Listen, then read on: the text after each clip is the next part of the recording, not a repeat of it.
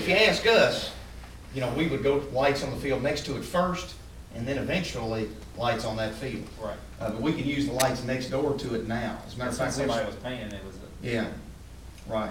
We have to, but. Have to see anybody else step to the plate. But again, the benefit to those lights are gonna be, it's gonna be derived by Bethlehem. Yeah. I mean, the Little League program really doesn't. But eventually, it could benefit the public. If we're able to build our program, but what, the only concern we have is that we might not have the opportunity or as much opportunity to build it because we'll have pretty limited access to that field. I think previous experience shows that Barstown High, I'm going back in the late '60s, early '70s, when they had their field there that was called Pony League back in those days, they never got the numbers either. You know, the history would show that age group, they become a little more, either they're playing the Nelson County, the high school, you know, if they're good enough, they're in the high school team.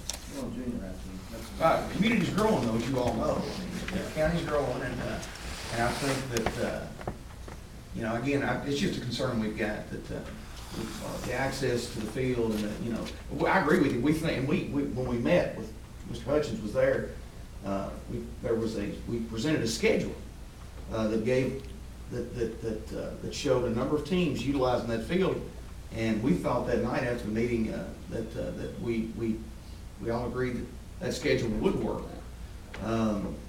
I'm not sure that from your perspective, from Bethlehem's baseball coach was there. So they have worked. So you think the schedule's Well, worked? since They had a then, mock schedule. they've come back and said that they wanted a little more flexibility. Plus, another thing that concerns Little League, not to take over the meeting here, I'm not trying to do that. No, we want this. Is that I want to get it out. there's language in there about concessions and, you know, Little League, you know, some of you folks in this room probably, I've sent you a letter begging for money. And I'm to the point, I know people, they run the other way when they see me this time of year. But Little League really, we can't survive without concession revenue and our sponsors. Yeah. And that concerned me to see that. Now, tell me about, I'm gonna cut you off for a minute. Sure. Now, they did at that meeting, said they were, you know, concessions was not I won't kill the deal.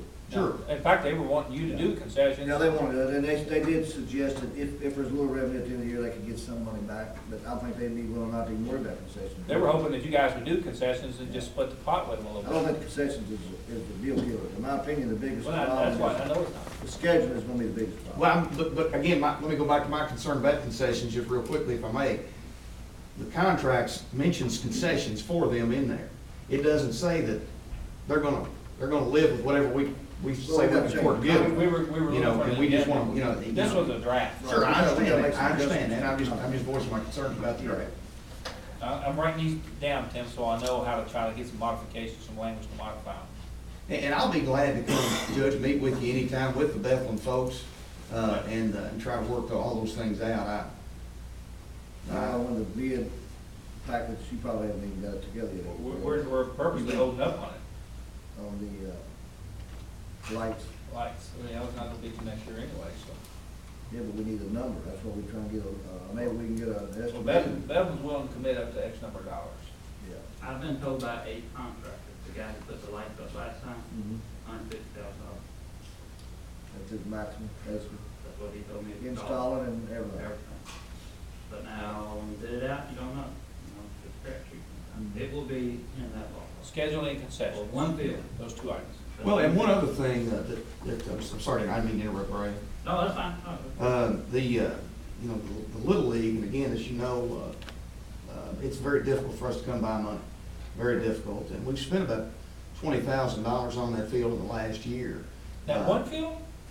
Oh, yes, sir. And now 6,800 of it, we owe you. Okay. And that's a note that we intend to pay back this So year. on that one field, you spent almost 20 grand. I can show you the receipts. What have you yeah. done to it? Sod, you know, its portion of the irrigation.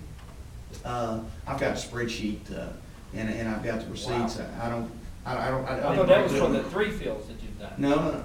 It's a substantial amount of money spent on that one field that we would have spent on batting cages had we known we were going to have very limited access to it. To be honest with you. Well, I think we need to tell Beth to move on itself, because I don't think we've come to an agreement here. So, what do you think, Tim?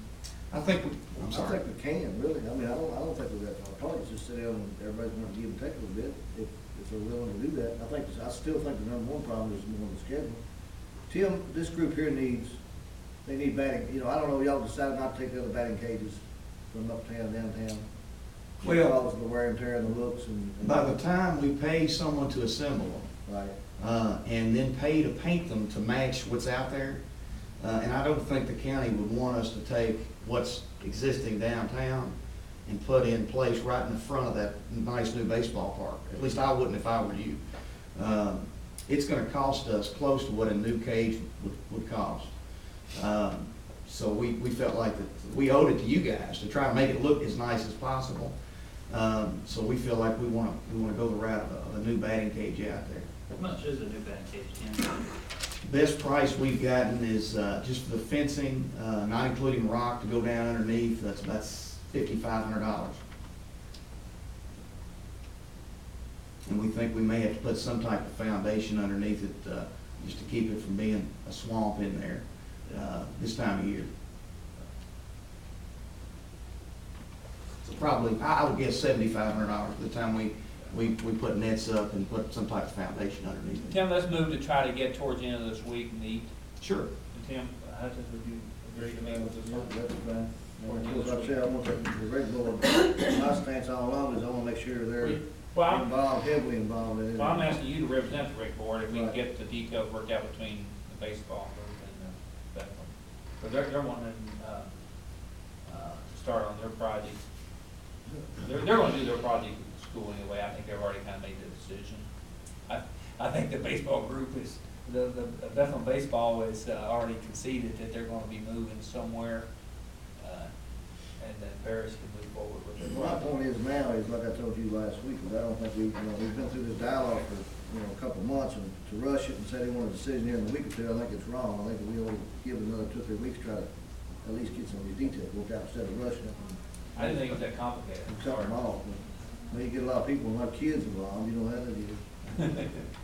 Like, the soccer mom, We've got about, how many kids, Tim, in that, about 600 in that total? 600 plus. So, that's a Yeah. lot of children, a lot of parents and grandparents, and a lot of emotions involved, you know how that gets to be, so. okay. Okay, the next order of business is the flooring at the state office building. I've received 2 bids so far. It is, we're waiting for one more bid to come in, and we didn't actually advertise it, but it was under the $20,000 threshold. I've gone to all the people, I've been waiting for one contractor to give me a price. What I'd like to ask the court to do is, I don't want to report these numbers, obviously, unless I got one quote to them. So I would like the court to authorize me to enter into a contract. It's above the 5,000 threshold that our administrative code allows. I'm waiting for one more bid, and if I get that in, I'd like to be able to award it to the low bidder based on that information between now and next court meeting. Because I've got a letter from the state that really want us to move forward and get that carpet replaced. I'll make a motion to that. Thank you, Tim. Motion to authorize the judge to enter this contract, second by flooring, second by Sam Hutchins. All approved, say aye. Disapproved. Motion carries. Not on the agenda, but under old and new business, just to let you guys, we'll give you an update with the electrical inspector. We've done 105 inspections from ice storm related services off the walls and stuff like that at no charge to the homeowners. We hope to maybe be able to recoup some of that through FEMA, we'll see. It's the service that we offer, so I think it's important you guys to know that he's been really busy, really busy. On top of, you gotta understand the electrical inspection program is gonna be pretty constant all the way through. Because you've got people replacing, adding on garages, replacing services and doing different things on a constant basis. John has something to report to the court about the New Haven deed for the water tank, I believe. The county helped New Haven finance their water tank property. It's been paid off. The county has received a deed from whoever was the state financing, now we need to just